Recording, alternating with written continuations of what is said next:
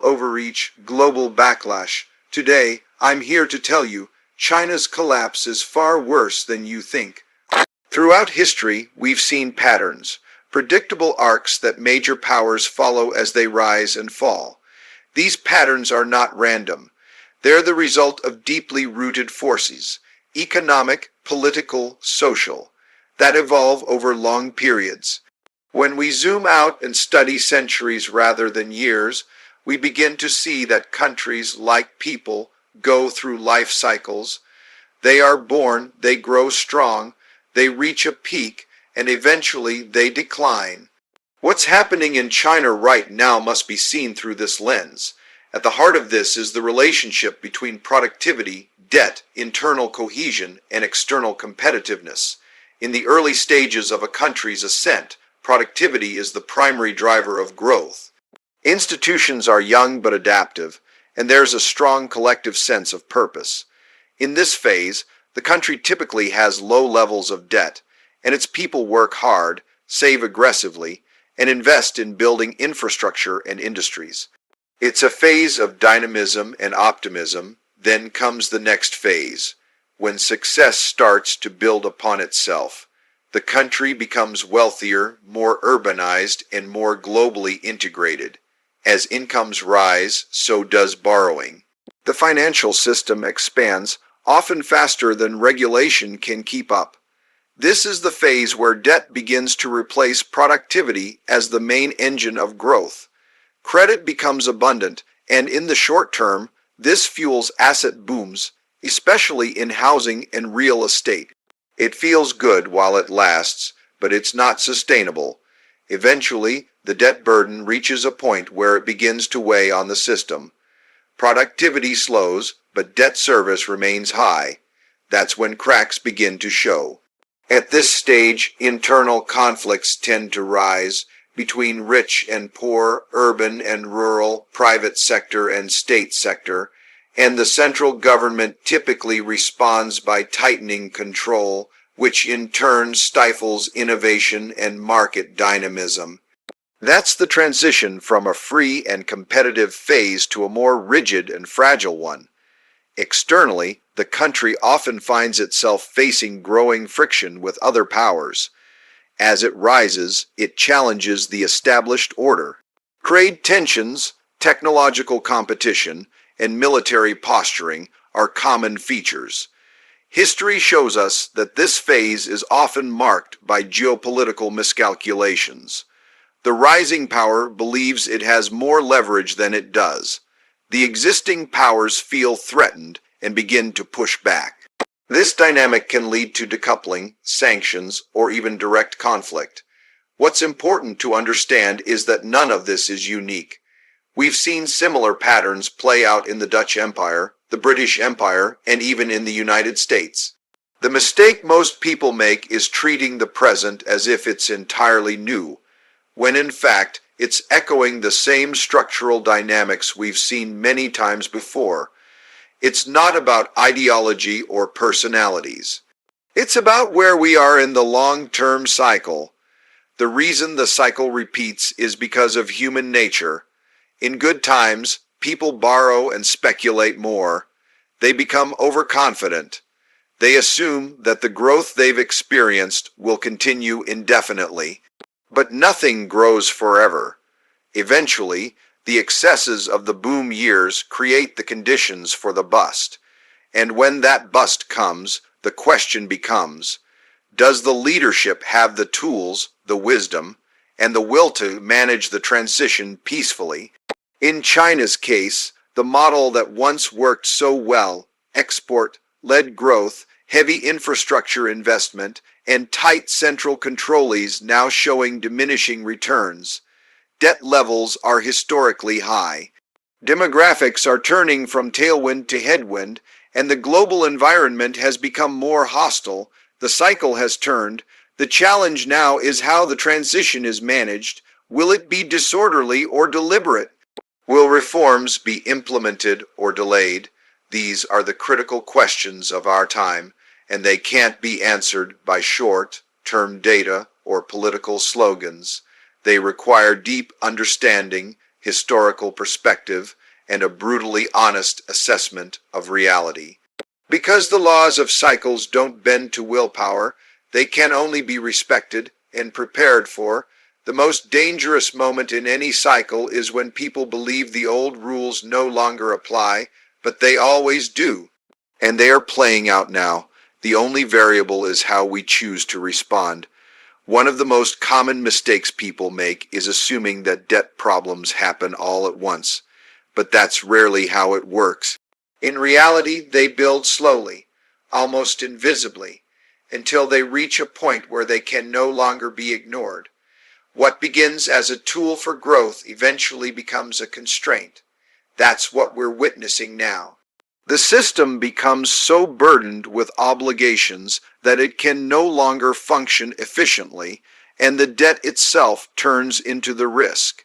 Debt in itself is not a bad thing. In fact, when used productively, where the returns exceed the cost of borrowing, it accelerates development. But when too much borrowing is used to finance consumption or unproductive investments, it creates a future drag. That's what leads to a debt overhang. It's like an economy carrying a weight too large for its own momentum. It slows down, confidence starts to erode, and slowly it becomes more fragile than it appears on the surface. What we're seeing is the classic symptom of this stage in the long-term debt cycle. For years, the expansion of credit drove growth. Governments encouraged it, banks facilitated it, and the public participated willingly. Real estate became the primary vessel. It was considered safe, predictable, but it was also mispriced. And the more capital that flowed into property and speculative assets, the more distorted the system became.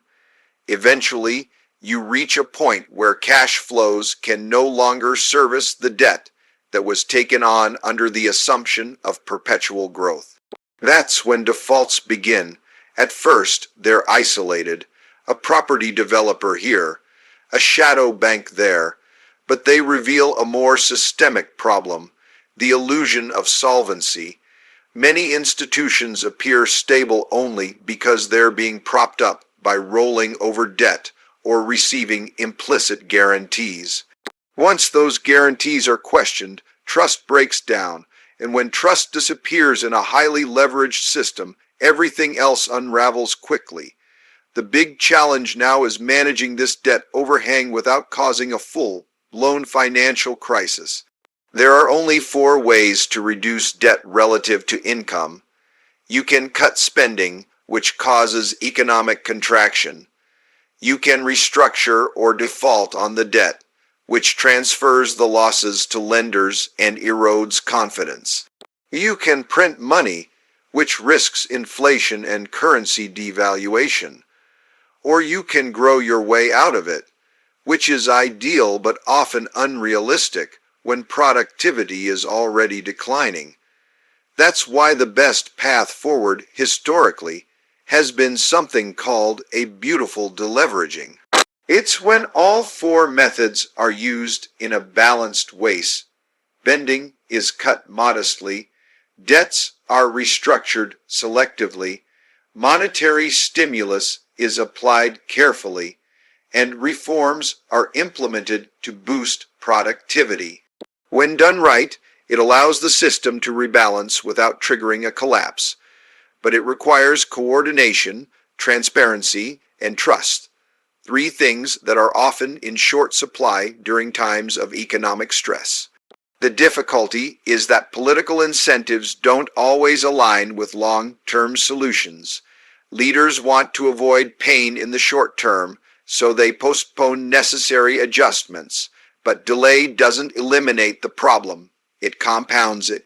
That's the trap. Kicking the can down the road creates a false sense of security, while the structural imbalances grow larger and more dangerous. In the current environment, the situation is particularly delicate.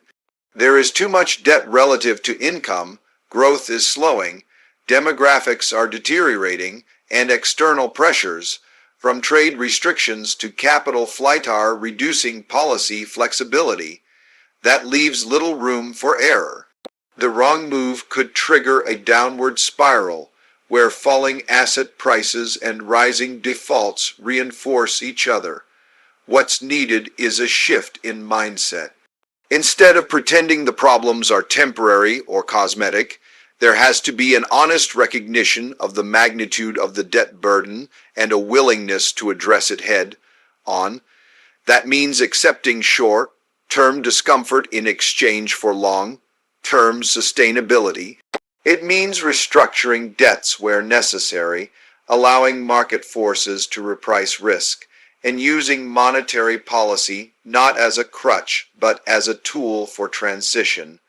History shows that countries which face these moments with clarity and discipline tend to recover stronger, but those that ignore the warning signs usually suffer more severe consequences.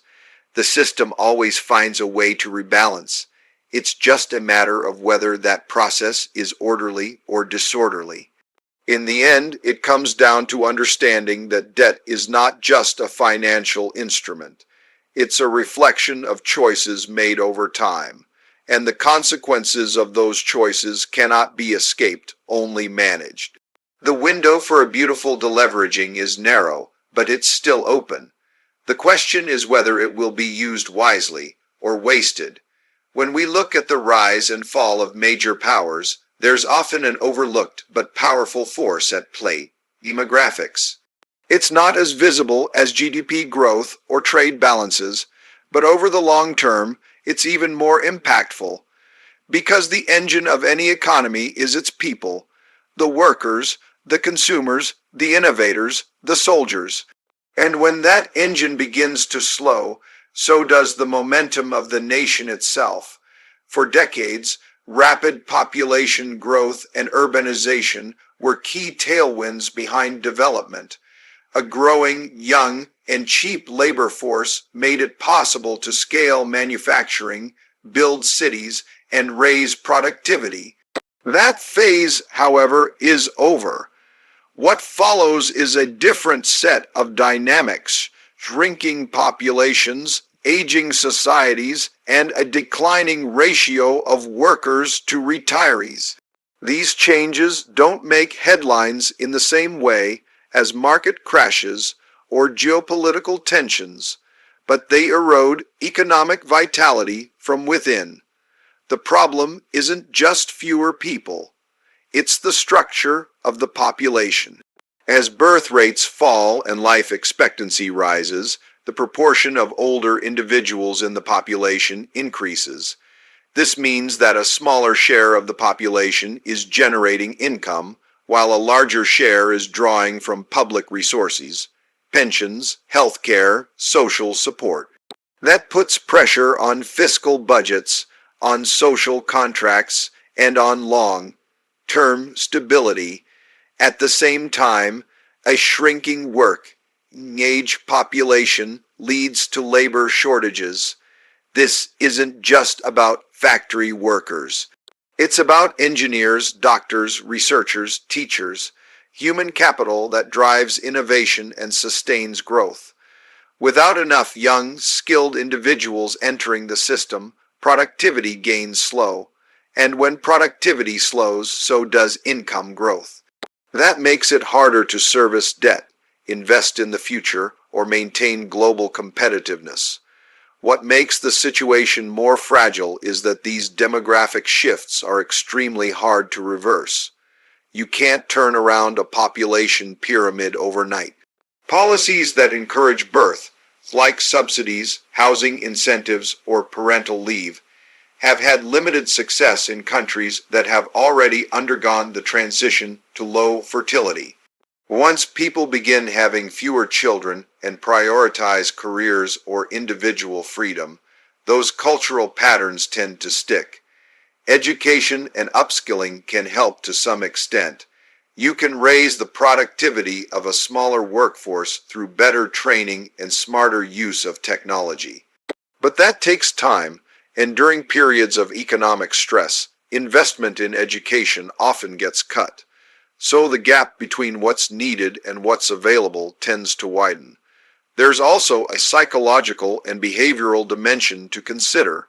Societies that are aging tend to become more conservative, more risk-averse, and more focused on preserving what they have rather than building something new. That shift in mindset affects everything, from policymaking to entrepreneurship to capital allocation. It leads to stagnation, not transformation. On top of that, declining demographics can amplify inequality. When labor is scarce, capital tends to gain more power. But if those who hold capital are aging and risk-averse, they often invest in safe assets, real estate, government bonds, rather than innovation or startups. That further reduces the system's ability to regenerate itself. And when you combine demographic decline with other challenges, such as high debt, shrinking exports, or global decoupling, the result is a system that loses resilience. It becomes more vulnerable to shocks, both internal and external. The cushion that a young, growing population once provided is no longer there. What makes this even more concerning is the illusion of stability that often precedes demographic-driven stagnation. Economies may still look healthy on paper, asset prices may be high, consumption may appear steady, but the underlying momentum is fading. The long-term growth potential has already weakened, and by the time that becomes obvious, the policy options are more limited and more costly. In the grand cycles of history, demographic decline often marks the beginning of the plateau phase. It doesn't mean collapse is inevitable, but it does mean that the forces that once propelled growth can no longer be relied upon. If nothing changes, if productivity doesn't rise sharply, if institutions don't adapt, if innovation doesn't accelerate, then the decline becomes baked into the system. The challenge ahead is not just economic, it's strategic. Understanding the demographic headwinds is essential for making good decisions about education, immigration, healthcare, and retirement. It's also essential for investors, businesses, and policymakers who are trying to navigate an uncertain future. Because when momentum fades, what's left is discipline, foresight, and preparation. And those who recognize the shift early are the ones most likely to endure it. The strength of a country isn't just built on its resources, infrastructure, or even its population. Over the long term, it's shaped by the quality of its decision-making systems, how well a country governs itself, and how effectively it nurtures innovation. When a system becomes overly centralized, overly rigid, or disconnected from reality, it loses the adaptability required to deal with complex, changing conditions. That's when decline sets in, not all at once, but in subtle, compounding ways. Governance matters because it's the operating system of a nation. It determines how resources are allocated, how problems are solved, and how feedback loops function. In the early stages of a country's rise, governance tends to be pragmatic. Leaders experiment, iterate, listen to markets, respond to public needs. There's a strong connection between performance and legitimacy, but as success builds, the temptation to consolidate power grows. The system becomes more top-down. Decisions are made further from the ground, and dissent, once seen as a source of course correction, starts to be viewed as a threat. When power concentrates, information flows slow down. Leaders are increasingly shielded from bad news, data gets filtered, debate is muted, and over time, the system loses its ability to learn. That's a dangerous place to be in a world that's moving fast, because the more complex a society becomes, the more important it is to have feedback mechanisms that are honest and responsive. Without them, even well-intentioned policies can lead to unintended consequences. This erosion of adaptability spills into the economy, particularly the innovation sector.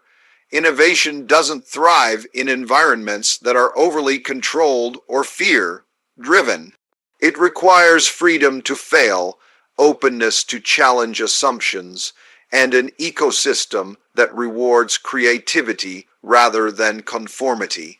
When people begin to self-censor, when businesses are afraid to take risks, and when capital flows only to politically safe projects, the creative engine of the economy begins to slow. In dynamic economies, entrepreneurs experiment and compete to solve problems. In less dynamic ones, state direction replaces competition. That may seem efficient in the short run, especially in times of crisis, but over time it leads to misallocation of capital. Projects are funded not because they're the best ideas, but because they're aligned with official preferences.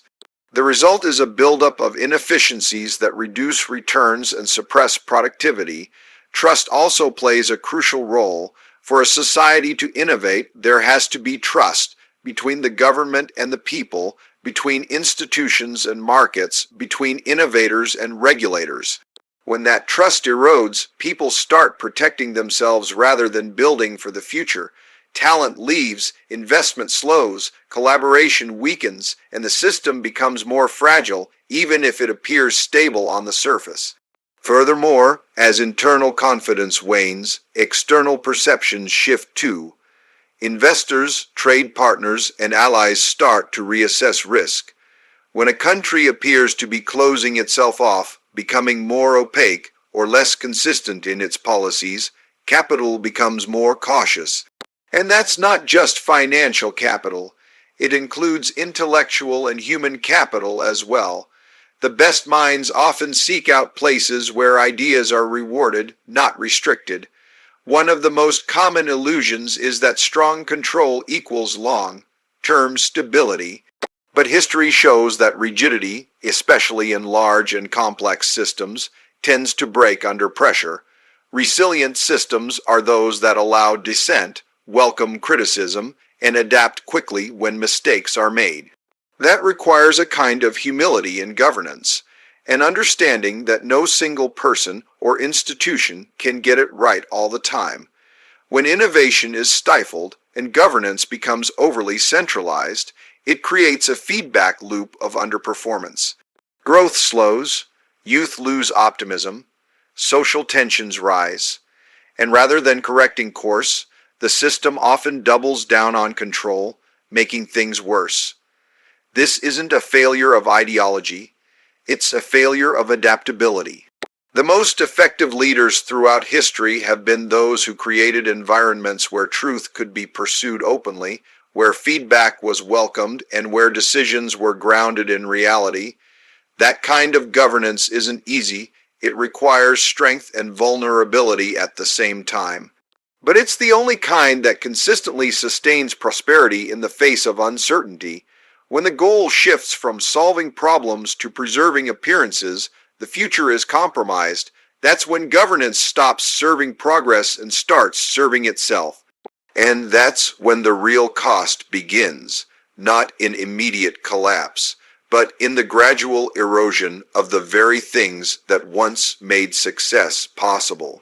This isn't doom porn, it's a pattern we've seen across centuries. China could still pivot, or it could stumble. What matters is whether Beijing acts with radical clarity, deleveraging, reforming, restoring trust.